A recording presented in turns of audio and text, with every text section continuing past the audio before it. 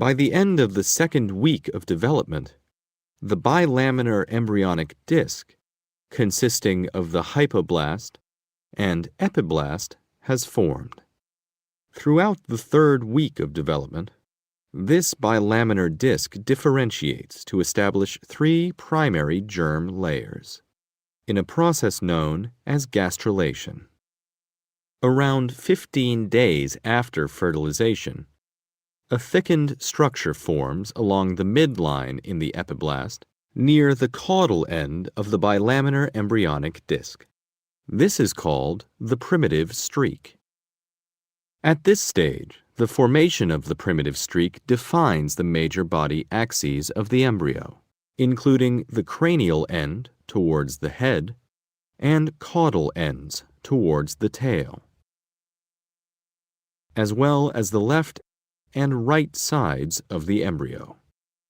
At the cranial end of the embryonic disc, the primitive streak expands to create a primitive node which contains a circular depression, known as a primitive pit. This depression continues along the midline of the epiblast towards the caudal end of the streak, forming a primitive groove. Once formed, cells of the epiblast migrate inwards towards the streak, detach from the epiblast, and slip beneath it into the interior of the embryo. This process is known as invagination. The first cells to invaginate through the primitive groove invade the hypoblast and displace its cells.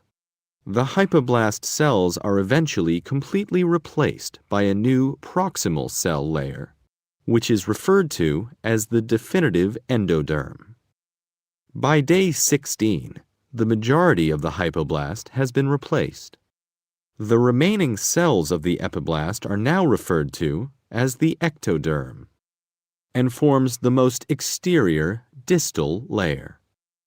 Some of the invaginated epiblast cells remain in the space between the ectoderm and newly formed definitive endoderm. These cells form a germ layer known as the mesoderm. Once the formation of the definitive endoderm and mesoderm are complete, epiblast cells no longer migrate towards the primitive streak.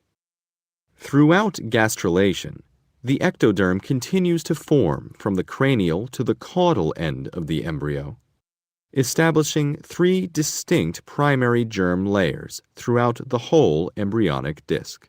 The gastrulation process is finally complete.